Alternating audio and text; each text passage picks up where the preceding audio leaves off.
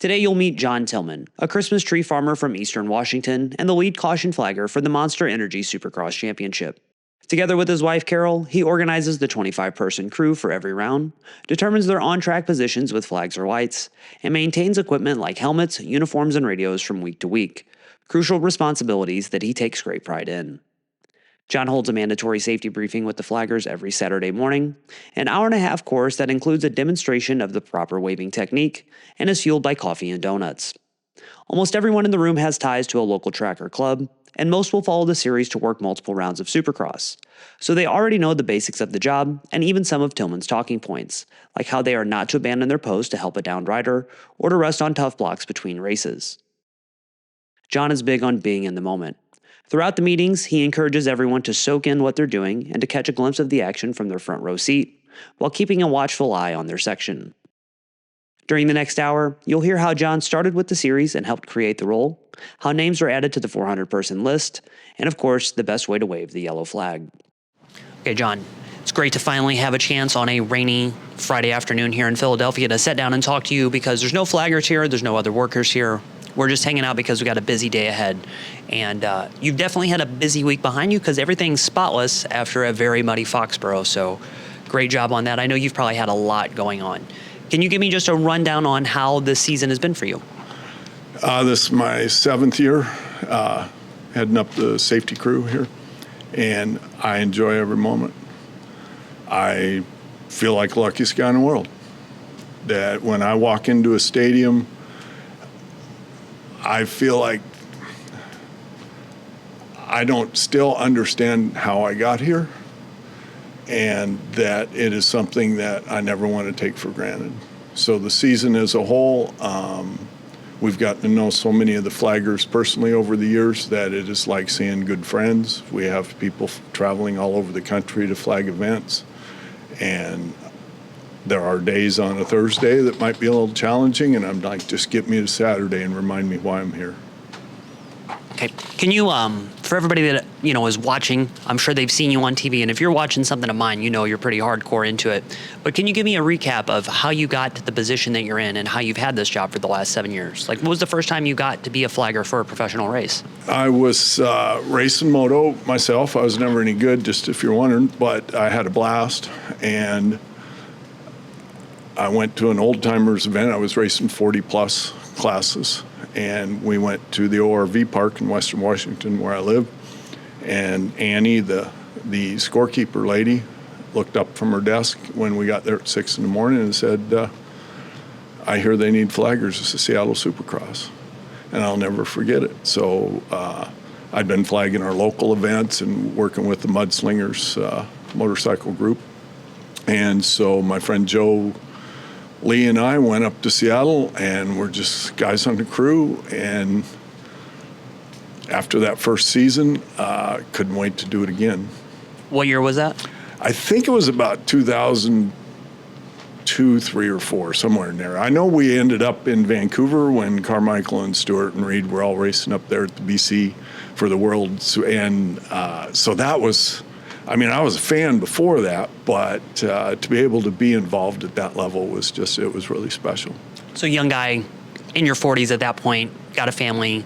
Can you please tell people what your full-time job is? Like, this is a full-time job in and of itself, but what do you do 85% of the year after that? I grow Christmas trees. I have, this was the 50th year since I trimmed my first Christmas tree as a 15-year-old, and 51st year, I guess now, but didn't know that learning how to shear a Christmas tree would provide the opportunity to live the rest of my life. And so I'm one of the few, I don't know, I'm sure there's other people, but I'm only here because I want to be. Mm-hmm. This is, and Feld knows it, man. I just absolutely love what I'm doing. So I grow Christmas trees for a living, and so working Supercross from January to May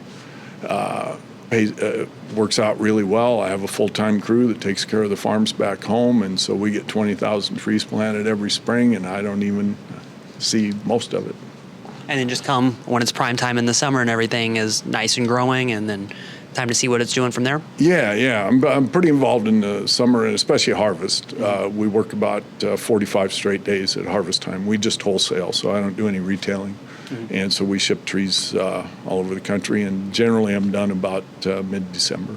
Okay. How is it to have a full-time job, and something that provides for your whole family, the way that the Christmas tree thing has, and it's been your life for 50 years, and something that I know you, just watching you in here, I'm sure you take great pride in.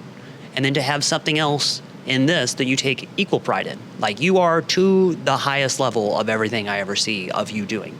Is it difficult to maintain that all the time, or is it once you do it once, you just want to be at that level all the time? If I ever considered myself at that level, I probably should quit. Okay. Seriously. Yeah. And don't get me wrong, I appreciate compliments, man. I love it when people say you do a great job and they're proud of what the crews accomplish out there and stuff. But I learn something every weekend.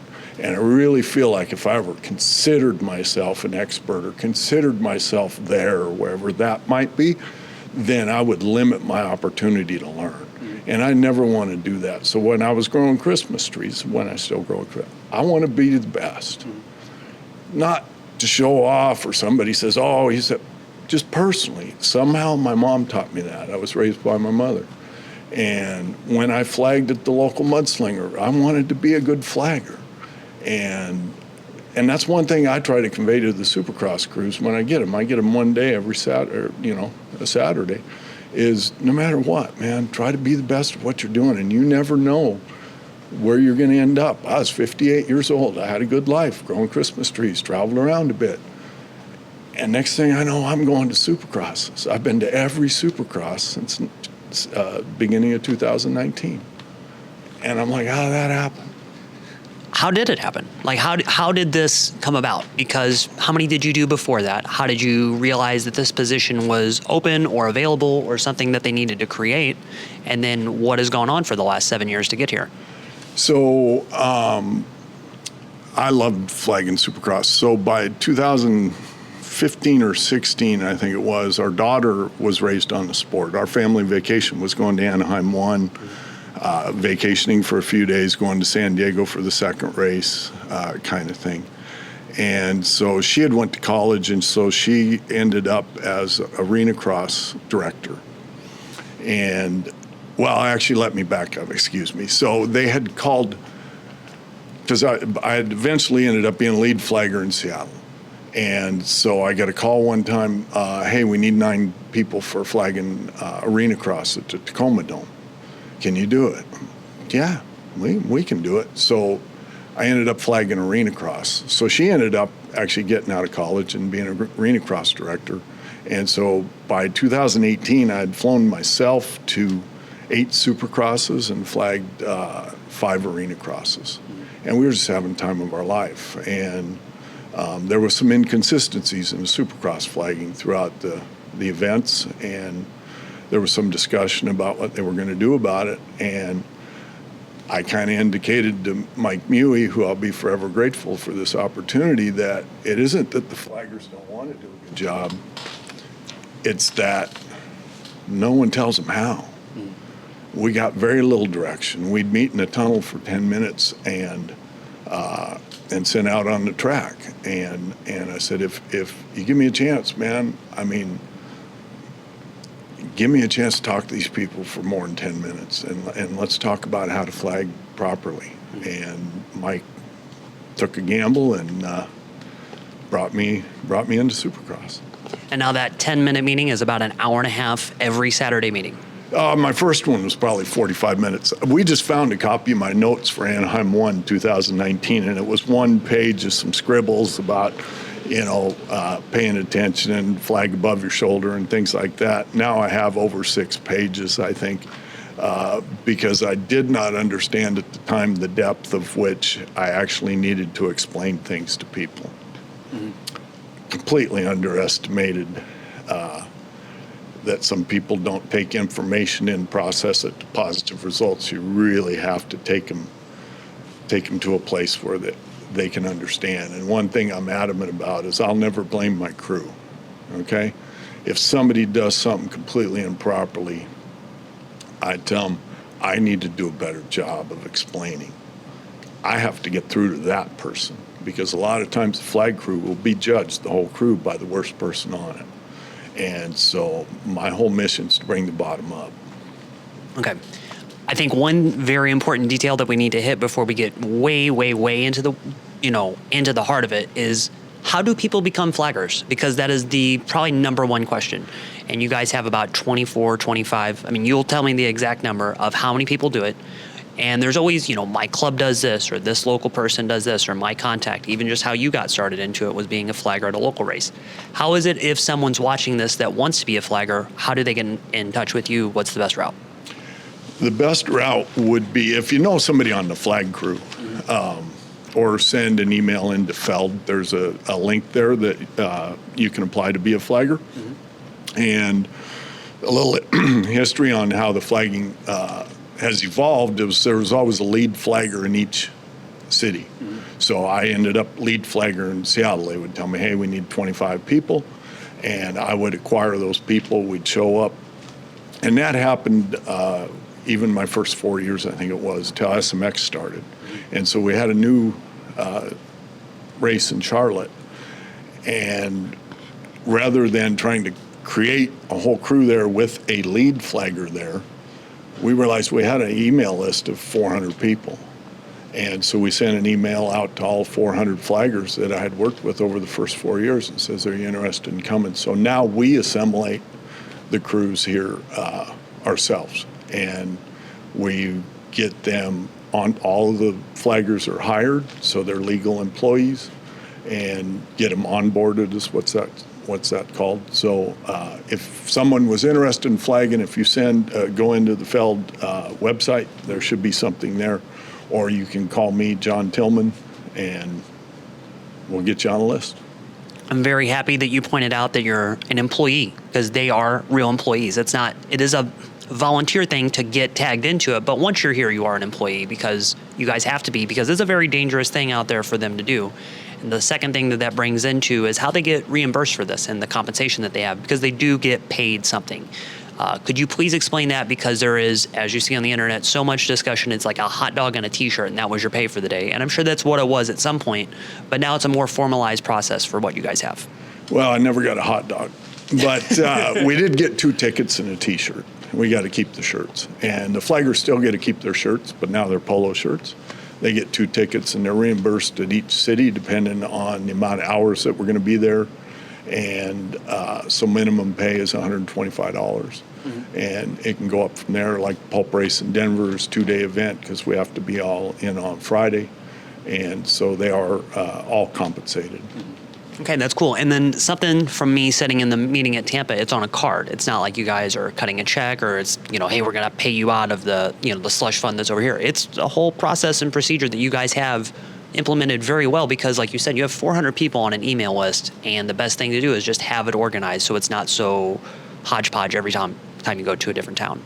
Oh, exactly. And I'd be completely remiss if I didn't give thanks to my wife, because my wife, Carol, we've been married 35 years, be 36, May 6th. I was gone a lot, and the first 4 years, but she knew I was kind of really having a good time, enjoying what I was doing, because it's the human connection I didn't get growing Christmas trees. Trees don't talk a lot, okay? And I am completely understand. I'm a people person. Man, I love people. Most people, don't get me wrong. But being involved with this and watching people succeed at the professional level in front of a full stadium and a worldwide TV audience, it almost concerns me how much I enjoy watching them just kick tail. And so she's the one who does all of the internet stuff. I couldn't actually work here by myself. I couldn't get through the onboarding process. It's like doing federal taxes, okay? Nothing again. I mean, it all has to be done the way it is, but we're uploading photos and doing all this. Do you have kids in Oklahoma or something? I don't know, but she gets them through all of that, and these are seasoned dirt bikers who know nothing about onboarding. So I have a lot of Carol notes mentioned here, so we'll get to Carol. I'm glad you did point her out, though, because she is such a critical part of what happens in this room and then what happens on track. And I love seeing Carol out there because I can tell that she is just as happy as you are to be here because she loves you so much and she loves seeing how happy you are. So to get into the stuff, like tomorrow at Philly, how many flaggers will we have? How many positions are there on the track? Everything is on that map that's over your shoulder in the back. But can you just give me a more formal rundown on how you'll tell everybody tomorrow where their places are and how they get positioned? We select the positions. It used to be that the positions you came in and requested Saturday morning, and it was just a cluster, man. If we had 20, typically we have roughly 25 people on a crew. So we're responsible for pulling the mechanic blocks out, operating all the yellow safety lights and all the yellow flags. So the AMA does all the medic flags, blue flags, red flags, and some of them have yellow flags, but we're responsible for all of and the red lights. They do the red lights on the triple and the bridge, if there's a bridge, and the finish line. So I service all of those and keep the lights maintained. We come in here and like everything gets washed, sanitized every week. The radios get charged. I come on Wednesday afternoon. I don't think I'm supposed to actually have to come until maybe Thursday. There's really never been spelled out, but I like coming Wednesday afternoon because I end up talking to a lot of people and it gives me time to not be in a hurry. Okay. When they come in tomorrow and then to explain where they're going, how do you pick who goes where? I know most of the flaggers. And so if I know their strengths, I will put my best flaggers typically will always be in the whoops if we don't have lights there, because that's the most visible spot in the track. You're not hidden by jumps. You're typically in the middle of the stadium, and the whoops have to be flagged properly. There's just no doubt about it. With the speeds these guys are coming in, whether it's a tough block on the track, a bike, a rider, they need to know something's coming up. And so we'll try to, if I know people are coming together, I'll put 2 or 3 of them in a rhythm section. Father, sons, I try to put together, and brothers, anything like that. Because the better experience they have here, the better job they're going to do, okay? I tell them, I don't care how much fun you have if you suck, okay? But if you can do a great job and have a great time doing it, being treated with respect and appreciation, I call it magic. I mean, I can say for sure that I've seen that, because when I was in that Tampa meeting and there was a husband and wife there and there was some fathers and sons there too, and I know there's been some other ones through there, you definitely do a good job of taking note of who's around and exactly what you said, to enjoy the moment. That's a topic in your card. You know, when you tell everybody on Saturday morning, hey, when the bikes come by and all that stuff, hey, focus on the job. You need to do your job. But take that split second to stand back and see that you're in a well-lit stadium full of thousands of fans, and the best motorcycle riders are in the world are right in front of you. So have that appreciation for a second and then get back to work. And I like the way that you said that, because that is the way you stay motivated. That is the way that you want to keep doing the job so well, is when you get that real reality check of what you're doing and why you're doing it again. And that's evolving, Michael, is... Oh, I'm sure you could want to run it with an iron fist like everybody would tell you to, but until you see how things work for you, you got to find your way. Yeah, no, it's, and I don't know, maybe every safety meeting is a little bit different. But one thing I always try to remind them is whatever's going on in your life, whether it be financial, relationship, your car needs brakes, whatever, guess what? It will be there Sunday morning when you get up. Today we have Supercross, man. And there's enough crazy going on everywhere that let's just enjoy each other, lean on each other, and 25 people come in here, but we're going to act as one Philadelphia crew in this case. Yeah, I would honestly say, as important as the protocol stuff is, which I'm going to ask you about next, the way that you really do a good job of encouraging your crew, like, hey, you got to bust them when they need to. Like, if something's messed up or we do need to make a change or something didn't go right, you will definitely say that. But at the same time, it's never coming in here and everybody being worried of when they're going to step out of line. It's more like, hey, come on, like, we're in this together. It's not all of us against each other. I think the fact that you set that tone right away puts everybody at ease, because in that Tampa meeting room, everybody was happy. Everybody was excited to see each other. And it really leads back to, these are guys that have known each other forever, either riding buddies that have been doing it, or guys that have worked with one crew over here, and now I'm going to go do this race. Oh man, I got tagged in for this third race on the other side of the country. I'm going to meet these guys over here. And that whole camaraderie that's in this room, I think, just pushes everything along. It definitely does. And the other thing I try to tell them is, even though I did say the whoops are probably the most important aspect of actual physical flagging, there's no position more important than the other. Whether you're pulling the mechanic blocks, if you're operating the safety lights, or if you're hand flagging, it all has to work together and take pride in what you're doing. And my goal is that when they drive home Saturday night, they know they kicked tail. Okay, so a couple of the most important things that you pointed out that day that I have noted: no setting. You guys are not allowed to set down, and that's something that you really want to put into everything. And since you've said it, when I see photographers set down on the Tuff Blocks out there, I'm like, oh my God, what are you guys doing? Can you please explain to somebody watching why you don't want somebody parked up on a Tuff Block, even if there's no bikes on the track? I actually don't know. I know why we stand between banners, but from day one, we were told you couldn't sit on Tuff Blocks. And I think, I'm guessing, it's just a professional look, you know.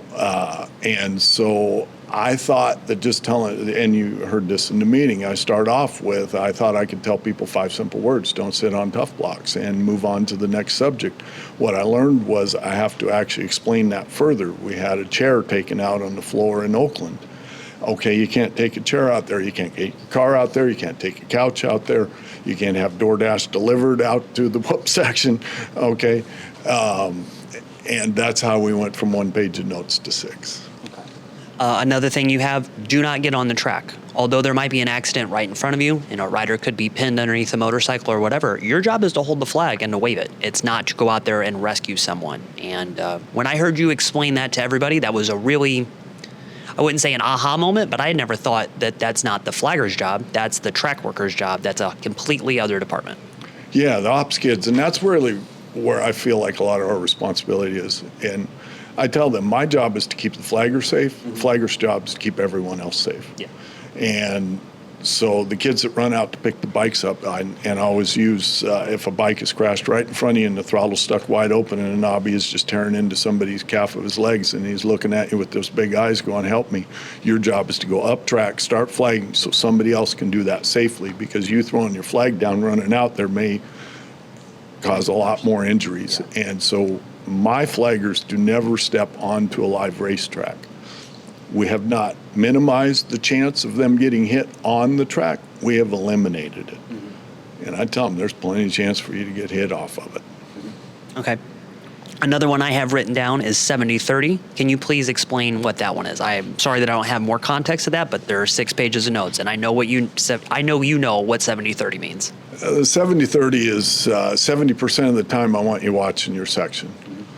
You're responsible for not only the first set of transitions bikes are going through, but where they take off after that. And 70% of the time you're watching your responsibility, 30% of the time I want you making sure you're safe. And so there is head on a swivel thing, but I don't want 50-50. Job is down track, and depending on the amount of space we have from trackside, in Supercross, you're standing against the wall. And I want people paying attention both directions. I have a great photo of Cody Schock coming out of a bull turn off track, and my flagger instantly getting out of the way. And I told the crew on the radio that night, if my talking for 2 hours led to him being aware both directions, it was all worth it.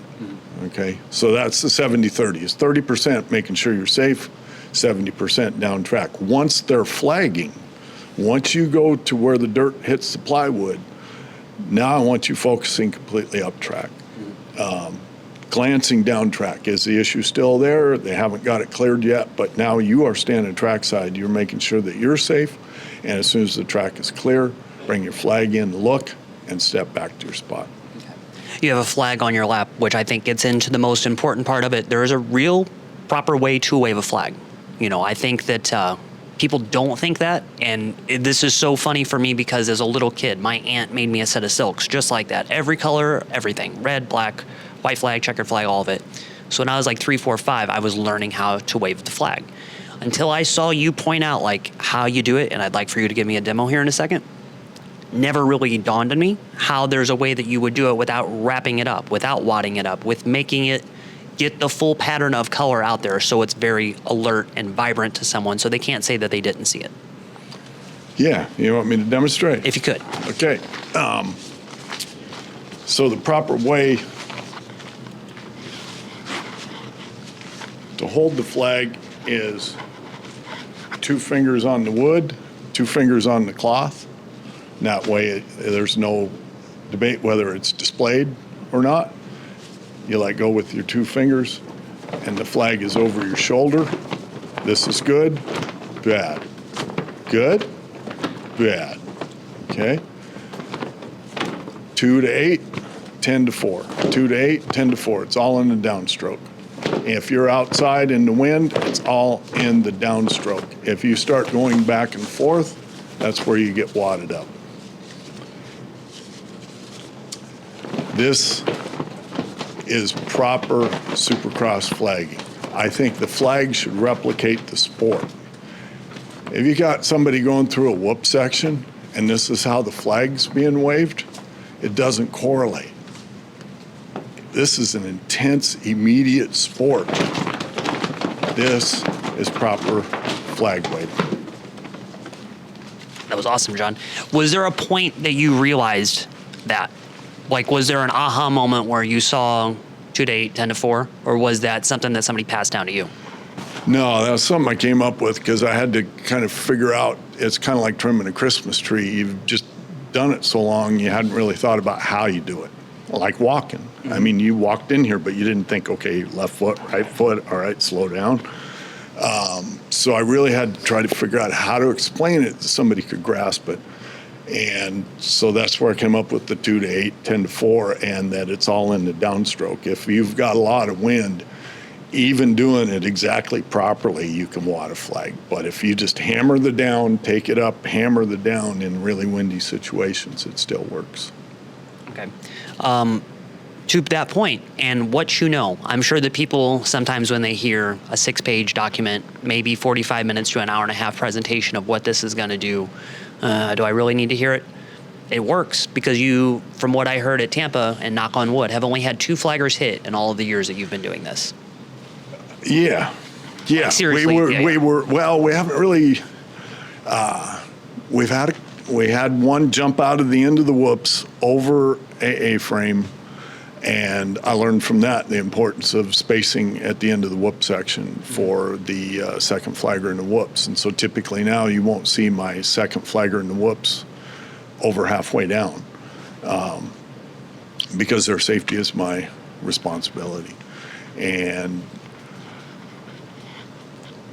so yes, the positioning is super important. Actually, I forgot your question. Oh no, you're good. You're good. Yeah. Okay, to that point, this is a real job. Like Jim Perry has a safety meeting with us every week, and I've heard the same thing over and over, and I know where I can and can't go on the track. But at the same time, I know I have to be there because there's a protocol by OSHA standards that I got to hear this meeting, and that's what you guys have to too. It's not like, yeah, hey, we're coming to a dirt bike race. Hey, yeah, you're a dirt bike fan and you get to do this. But you're coming here to work and you need to take this as seriously as anything because you know there's risk on it. There's ramifications if something goes wrong. Not on like, is Mewy going to get mad that my guy stepped out of line? But if my guy really gets hurt, is OSHA going to come talk to us? And you're trying to avoid that stuff. This is not, without taking a slide at any local track, this is not flagging at a local track. This is flagging in the middle of a multi-million-dollar production. Definitely, and I treat it as such. I mean, there's no higher calling, as far as I can tell, for a flagger. If I'll go back to when I was flagging mudslingers. I had no idea that learning how to do this, hopefully properly, would take me to the places I've been. I went and flagged Formula One because I thought there was no higher than that. And I was super disappointed in the instruction and the approach. And so I'll go back to, I just try to learn from any way possible. I start with, you're awesome, and I can't wait to see you be awesome, but we're going to go over some ways to be awesome, okay?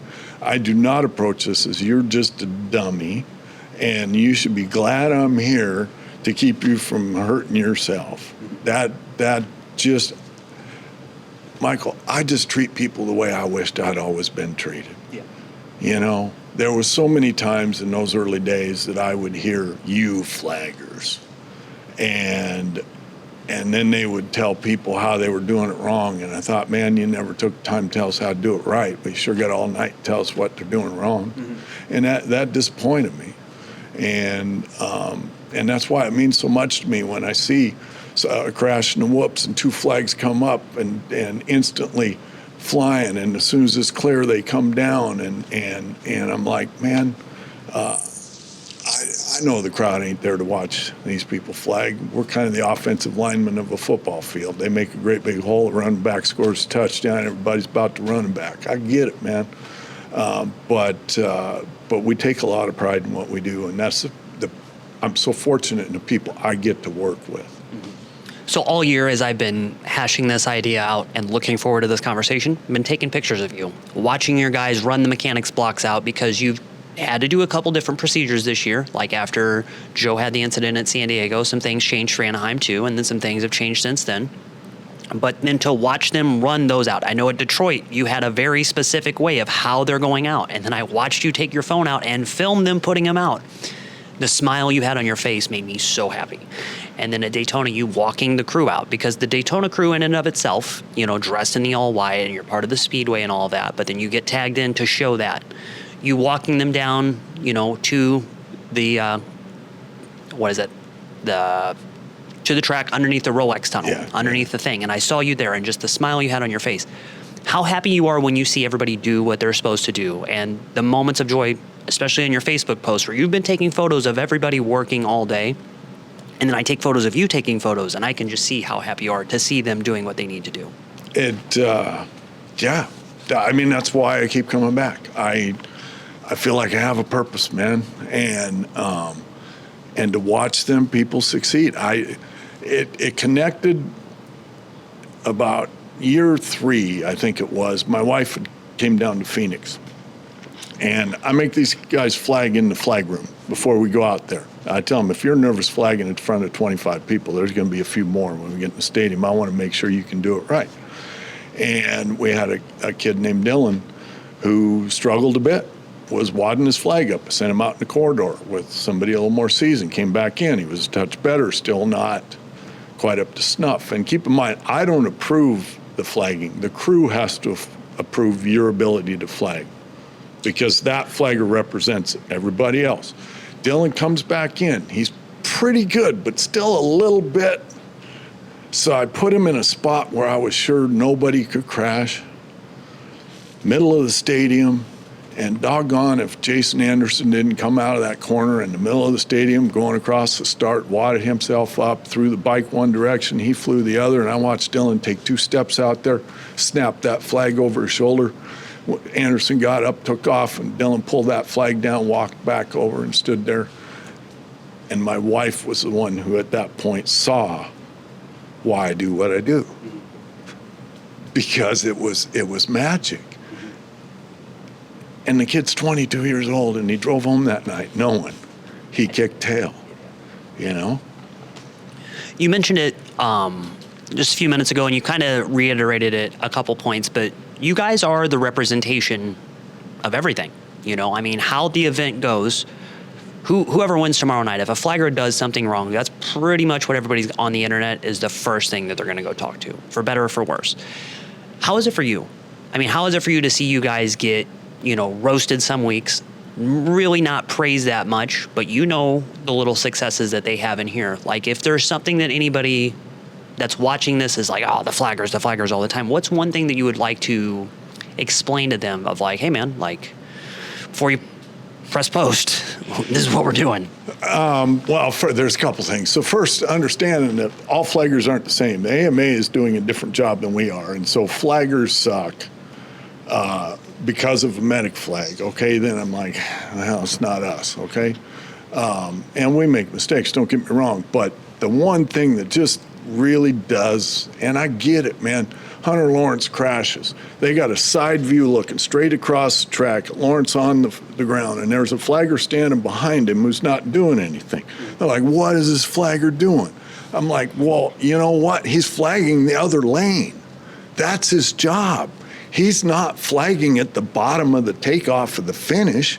The flagger who's got that responsibility is at the exit of the bowl turn. We flag at least, hopefully, 2 jumps ahead. So we give people warning. But oh my God, that guy just sucked, right? Same thing happened with Kitchen. Kitchen crashed Daytona. We have a flagger come by the camera. He's not running. And they're like, why is it, well, he was actually coming to help because he was down track at the wall, saw the severity of the situation. We already had a flagger after the finish line who was nailing it. I said, hey, go up and just add a flag up there because this is important. And he gets ridiculed, and man, he's just there to help. It wasn't even his spot. So the camera doesn't always pick up who is supposed to be flagging. If you could look down the track, when Jordan Smith crashed in the whoops, and we already had 2 flags flying there because there was an incident already there. That would give you an idea how far up track. We're typically trying to have 2 flags displayed prior to the incident, and not right at the incident. You don't put an orange triangle under your bumper if your car's broke down the freeway. You put it up the freeway. Let people know something's coming up. That's how we flag it. So the inability to actually see what's supposed to be going on, and I get it. You got a side view. There's a flagger, doesn't look like he's doing his job, but that kind of bothers me. Okay, I'm glad you said that, because that is one thing, as I've said in this room before, and people make mistakes. It happens, but then things that you guys have been blamed about, that I'm like, oh, if you knew, that's not even their department at all. Not even the same thing, not even anything. But especially knowing you, John, you and the groups that you work with, between the ops crew on the track that has the kids that are running around to reset Tuff Blocks or pick motorcycles off of somebody, the medics who have a completely different set of rules and a completely different objective that they got to do, and then the AMA officials who also have some flags, between the cross flag, the blue flag, some yellow flags, the lights that you guys all have to control. It's a lot of different moving pieces, and everybody has to be in communication with each other. Definitely, and you're correct. The hardest part is, at times I wish there was a little more communication between all of us, but we are doing so much better. I send the AMA my track map once I have positions. They send me theirs, and there's still a little how far up the track maybe we should be flagging kind of thing. I like it a little more immediate, so that if you're one side the stadium, we don't have flags flying for the other end kind of thing. Okay. When we did the Tampa meeting, John Starling came in. And John plays a really good role with everything that he does in the AMA, and I know I'm going to have a video with John one day in the future about this too. But can you just explain your role and just how you guys work back and forth between the AMA and as the flaggers, and especially with John? John's just responsible for the start gate. So he is responsible for our guys positioning the mechanic blocks. And so it finally got to the point where I told them I have a lead mechanic block puller. Typically there's 6 people pulling blocks. We have 6 blocks. And he has to approve it. I said, you don't move these blocks for anybody coming up going, hey, they should be up here, they should be over here, they should be closer, they should be farther away, or you're going to drive yourself crazy, because everybody's going to have a different opinion. And at some point, somebody's going to put them back where you started. And you're going to be upset with the whole process. So Starling is the only one that can tell you where these blocks go. And so that's where John comes in. I think there was, going back to Atlanta, we had a garage area where the flag area was that was right by the AMA truck. And I remember doing the safety meeting and seeing a couple of AMA guys. One came in kind of standing in the back, and then another, and they stayed there for half hour, 40 minutes. And I think it gave them an idea of the extent and the effort that we go through to prepare our crew to go out there and perform at a professional level. And it was shortly after that J-Star started coming in and just saying thank you, and it means the world to me. It means the world to me every time Star comes in and says something to the crew. Okay. Within the helmets here that we have everything, you gave a really good explanation when I was here in Tampa as how the radios work and all of the stuff that goes on from there. Not everybody has a helmet. Does everybody have a radio? Can you explain who has what are, the equipment requirements that they get sent out onto the floor with? Our safety lot operators are typically in the bottom row of the stands for if they're operating lights in the middle lane kind of thing, because my people can't stand between lanes. Mm-hmm. That's just AMA who will be alongside a middle lane. And so we're running the safety lights. They don't need helmets. They have the earbuds, radio, so I can talk to them. Our communication is one way. They can only listen, and that's by design. And we do have some talk helmets that I've been using more the last year or so, more spotters. So even here in Philadelphia, one of my light operators can see a transition that the light operator down track can't see coming out of a bull turn single onto a big table. Well, the flagger has to be down at the landing of the table. And to run all the way up to flag properly would be too far, and it wouldn't be effective. And so she's going to call down if there's anybody in that first transition past the safety lights for him to turn them on. Mm-hmm. So we do use some talk radios, and we do some headsets if they're in the stands. The headset is also worn by the lead block puller. So they can talk to me, and I can talk to them about any issues. If I saw a bike hit the mechanic blocks, maybe we should talk about trying to move those back, if it's up to Star. And then the block pullers, the rest of them do not have any radios. Can you talk about the importance of the helmet?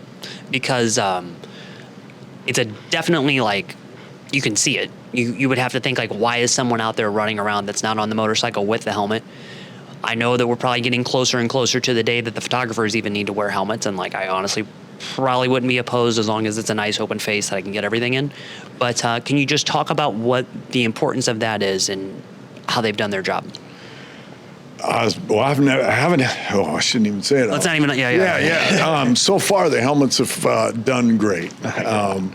And that we've went through, I remember when I started, we didn't have helmets. We had a headset, and then we got a little beanie helmet. The headsets went over, and then we had bicycle helmets. Now these are DOT-approved motorcycle helmets, and we have to carry obviously a bunch of extras because we have everything from medium to XX sizing, and we try to keep them just super maintained. I mean, that's where Carol being involved really helps, is because I did a pretty good job by myself, but I'm still a guy. Mm-hmm. And so my expectations of what was clean maybe might have been different than hers. Mm-hmm. And so now, as you can see, I mean, these things are ready to go, nice and clean, and that is after Foxborough, man.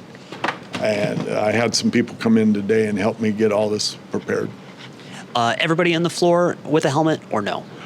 Mechanic block pullers, no. Any flaggers, hand flaggers that are on the stadium floor, definitely. Okay. Yes. One other thing, and I've seen you doing it a lot this year, is the litter pickup, especially to pick up tear-offs. How did you guys come up with that idea, and then what have we done from there? Because I honestly think it's genius. At Anaheim 1, I asked somebody how many tear-offs, and I'm going to do this again once I really do it. It was a half-baked idea at the time. As you sit there and watch, and a guy gets nervous before the gate's about to drop, and they'll rip 7-8 tear-offs off and then just throw them to the side. So I want to keep a count of hey, before 450 main event, how many tear-offs are just picked up right now? How many tear-offs did those 22 dudes pull off before the gate even dropped? But then for you guys, you have the sticks that you walk around and then you pick them all up. I have no idea numbers, but thanks for asking that, because I want it to look like a professional sport, man. And so the tear-offs were overlooked for a long time. And I know on TV they don't look so spot on. And so I had asked Bill Harris, my direct supervisor, about having a thread on the end of my flag stick that I could screw on and have kind of a switchblade nail come out of it because I can't necessarily bend over and get to the ground as easy anymore. I got a fake hip and a fake knee. And so, but I wanted to do what I could. And so he wasn't encouraging about doing something to the flag. And 9 months went by, and all of a sudden we were on the phone one day, and he says, hey, I got your garbage sticks.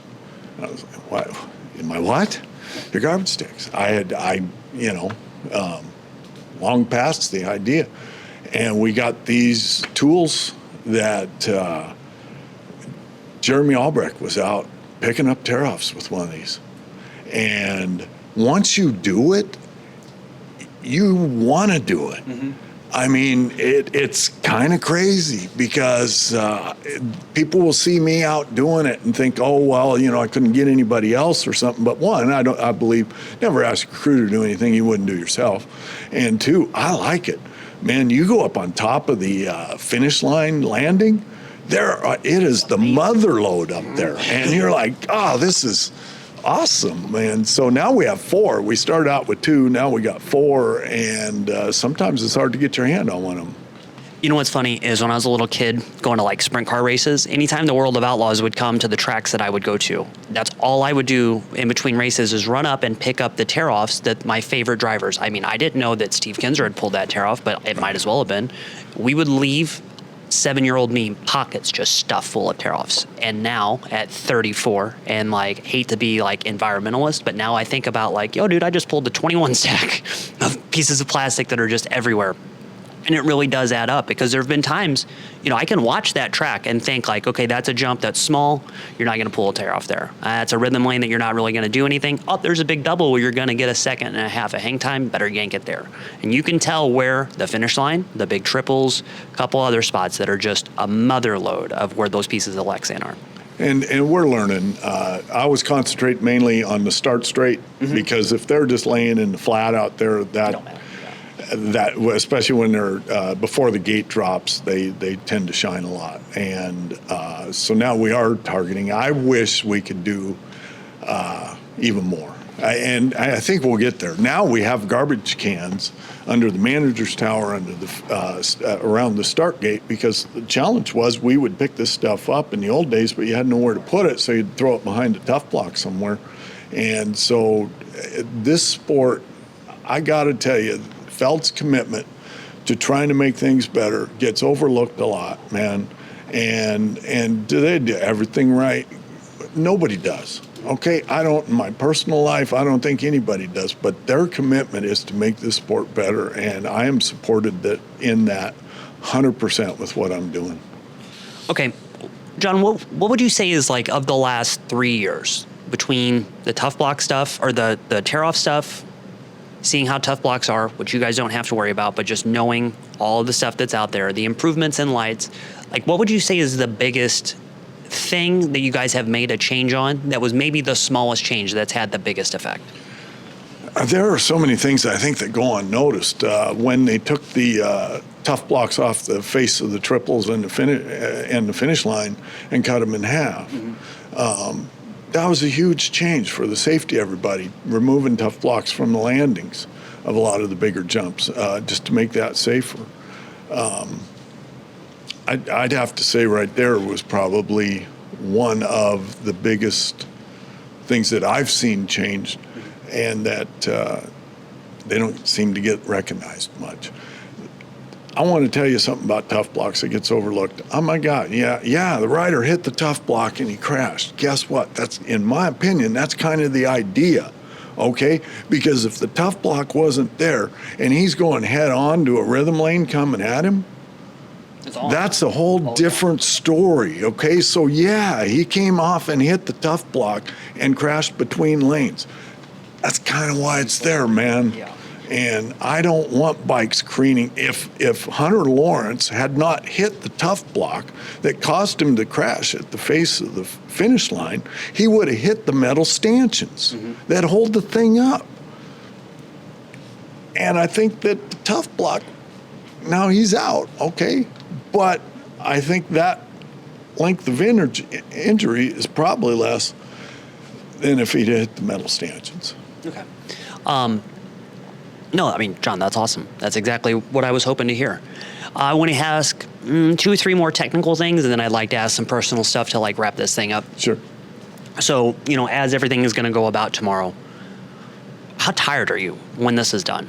Like, what time do you got to get here tomorrow morning to get everything ready? You've been here for 2 days as it is, and then, yes, it's an early morning day tomorrow, but when you go back to the hotel tomorrow night, like, how worked are you? Sometimes pretty worked. Yeah. So I'll do typically 5 miles on a Thursday, about 7 or 8 on Friday, and 10 to 12 on Saturday. And I always joke that if I did 22,000 steps on Saturday, if you added Sunday in there, I did 22,010. Because the hardest part is Saturday night I go back, and I can be really tired, man. But my legs cramp up, so I can't get to sleep. So we got to be here tomorrow morning. It's 8 o'clock. It was 8 o'clock start. So if that had held, I'd have to start the safety meeting at 6. Most of the crew here worked Foxborough. Oh, okay. So we'll have almost the same crew by and large for all 4 of these races. Same thing happens in California. When we go to Nashville, I had 2 people from Tennessee. My goodness, man, everybody wants to flag Nashville. Texas, I'll have, and you were there, I think if I remember right, I tend to ask how many people, what states are you from? And we'll have 8, 10 states represented from people who flew in to work Supercross for not as much money as it costs to fly them. Oh, yeah. Behind me is I wouldn't say a full snack bar, but you do a great job on a Saturday morning to have fresh coffee for them and have donuts and then have them fueled up through everything else that needs to happen too. So when they get here and they have that 6 o'clock meeting, there's a little bit to look forward to. It's not just, hey, I'm coming to class and I'm just going to get talked to for the next hour and a half. It's, you need to pay attention, but we're going to make you feel ready. And that's a nice little detail. To me, it's simple. Treat people the way you wish you'd be treated. And if I'm coming in at 6 in the morning, I kind of want somebody to understand it's not always easy. And so when they get here, we have coffee, and the shirts are folded these days. Wasn't like that when I was running. We had a box, and guys would go in and dig through. I got to get Chad Reed, and those shirts are spread out all over. And now they're all folded and set out by size, and so the snacks and the coffee and stuff is something that's important to us, because I want my crew to know you matter to me. Mm-hmm. I appreciate you. Without you being who they are, I wouldn't still be here. Mm-hmm. If this sucked, I got better things to do, man. Mm-hmm. But I love the people of Supercross. You're one of them. The people I work with at Feld here, when I see these people in the hall, my favorite time, I got to tell you, my favorite time is when we're in the tunnel and we get released as soon as the pyro is over and the hot lap is over, and I stand there and I high five anybody who's coming out of that tunnel. It's meant for the flaggers, but I'll high five cameramen, I'll high five the medics, I'll high five the team managers. I don't care. This is our moment. Let's go kick tail. Love it, John. To wrap this up on the flagger point, the one thing that I had noted down when I was here in Tampa was, like you said, they're passionate fans and they're from all over. But some of the little memorabilia that I saw guys have, like old Ricky Carmichael hats from like 2004, or like a certain Fox backpack, or a fly bag this, or this, and this. Like, they're moto people. They're really moto people. And obviously you have to be if you're going to stand 15 feet off the track and risk whatever you're going to risk tomorrow night. I know that for sure for me as a photographer. But their core, God, they love it. Like, they are just so excited to be there. I think that when you do let them out of the tunnel for, that first heat race, they probably run. Like, they probably are in a dead sprint like it's Black Friday shopping. I try to keep them from running, because sometimes the plywood is kicked up a little bit and there are rocks and stuff. But, that is my favorite moment. Mm-hmm. When the pyro's going off and you got Roxon and Anderson and Barsha lined up there waiting to get called out there, and you just look around and go, how many people get to experience this? And I never want to take that for granted. Okay, you've mentioned Carol lots by now. And I think Carol is awesome. There's a picture that I have of you and Carol from the Chicago SMX race that I gave you on that Polaroid and all that, just because I could see how much fun you were having, and she came out to run you some papers to like give you guys an update. And I just thought that was adorable. Carol loves it too. Carol has to be committed to spend as much time as she does away from home and to do all the stuff that she does. Can you please give me a little insight of everything that she's responsible for? And although she's not here this weekend, is there any other stuff that you've noticed that she's done that maybe you're like, got to keep note of that? Oh my goodness, man. She turned the house into a home. I mean, when we were just me doing this the first 4 years, I still don't know how I ever did it. She made it a home, you know, without the pictures on the wall kind of thing. But she's responsible for all of so a month, 2 months out, we start acquiring the crews for the events. So November for Anaheim 1. When the schedule's released, the flaggers send us in their requests. So if they're doing 4, 5, 6 events, they'll put that in there.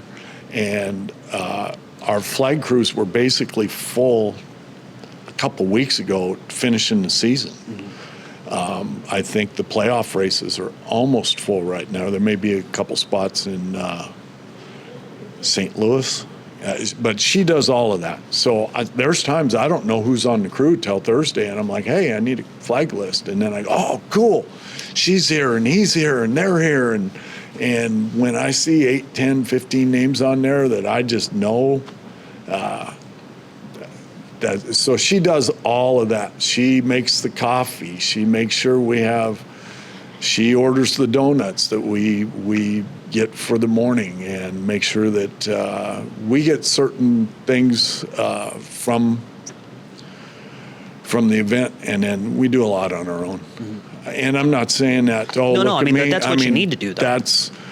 I want these people to feel special because I need them to be special. So John Starling and Stephanie, his wife, I see them all the time. I love talking to both of them. Like they make me feel so welcome every time we come.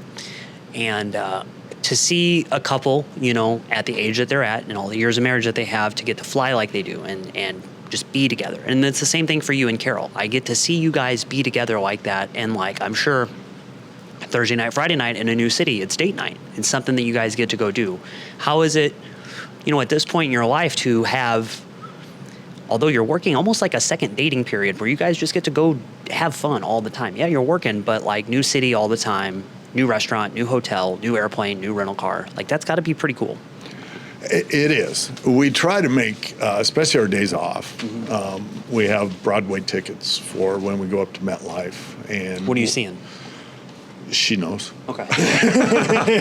I remember we went over it, but she's sick right now. That's why she's not here. She flew home because our dog had surgery and had to go in for a checkup, and then so she's missing Philadelphia. But we'll go to concerts, Disneyland. We went to Disneyland on a couple days off, and then when we were in Tampa, we went to Disney World because I thought, how many times do you ever get to do that? You know, we try to make it fun. Date night, dude, we've been married 35 years, okay? So I wished it was a little more romantic than that, but we've been having the time of our lives. We are two completely different people, where I just love people, and she loves some people a little, you know, and I am amazed at her willingness to continue to do what she's doing, because I think she has found a purpose. If she hears this, hopefully she would. But if you want to see tents, when we get to the city and we get to the flag room, and I'm like, well, my desk should go here, and she'd be like, no, your desk should go over here, and I'm like, no. Sometimes setting up the flag room can be a little bit of a challenge, but you know, I learned over all these years that we compromise, and if we just do what she thinks, it can work out a lot better. Well, like you said, you're setting up home for the weekend, so of course you're interior decorating a locker room for the weekend, just like home. So she's got an idea where stuff needs to be. She sees the little things that I don't. Yeah. You know. Yeah. It's. I know we're going to do next year again. We kind of gave up the last year thing. Things every year they give us something that's changing, so it keeps us excited. I do believe that there's a part of I don't want to stay until I become stagnant, and that somebody else. It took us 6 years to figure out to give the radios by position numbers. If you're flagger position 4, take radio number 4. That was just such a simple thing that made such a difference in the event of what we do in here. It took 4 years to figure that out. Like, really? All right, John, this has been awesome. This is exactly what I've been looking forward to for months. And I know you and I will have a lot more conversations about different things going forward. To wrap this up, to go back to the John Starling thing, a lot of guys that I see here that are in their 50s, in their 60s, some guys even older than that. Like when I see Roy Jansen out at the Nationals, I'm like, dude, look at Roy just still doing it. Because you guys love it. And I'll tell you, as somebody that's 35 and is doing what I'm doing right now, like figuring out what I'm going to do for the next thing, you guys are a really, really, really good motivator for me to see, like, there is a life here. Because for so long in moto, your age was like 30 years old. Especially if you're traveling every weekend, if you're a mechanic, if you're a media guy, if you're a racer, by 30, you're done. You're just ready to be over it. When I see you guys that are in the next stages of your life, and you have you have wives, and you have kids, and you have kids that are fully grown, and you have a business that's separate to that, it's so refreshing and so motivating to see that there is a long-term thing here. This is not just a little 10-year, I'm going to come here and have fun thing. There's a life here that we could build. To be a grown man. I mean, this hasn't been your life for 30 years. It's been your life for 6 years, but you've been a moto guy forever. What is it about it that just keeps you coming back? Having purpose. Growing Christmas trees. If you were buying a load of our Christmas trees and you get a semi-load or two, and hopefully you call up at the end of the season, hey man, the trees look great, thanks. And we may have met a couple times. I have some buyers that I've been to Alaska fishing with and such, and they're friends. But this is personal. And I didn't know prior to being here how important that was to me to have that personal connection with people. And that's what keeps it going, man. And I'm so lucky that I don't have to be here. This isn't my job. If stuff just went sideways and I didn't feel appreciated or respected or supported, I don't have to be here, man. So that's what keeps us here, is the people. It's the people that felled, the Mike Mueys, the Bill Harris's, everybody that I work with. But Mike was the one that gave me this chance, and Bill was the one who supports what I'm doing for the last, since COVID. Bill came on as director, and to the office staff and everybody here. I wouldn't be here if I didn't enjoy what I'm doing, and I don't know, that's where I come out, like, how lucky am I? You know, and that's what I would tell you. That's what I would tell anybody. Find something that you love and do that. And if you try something and you don't love it, try something else. Man, we got one shot at this thing, and I don't want to leave anything behind. That's perfect. Thanks, Sean. Thank you.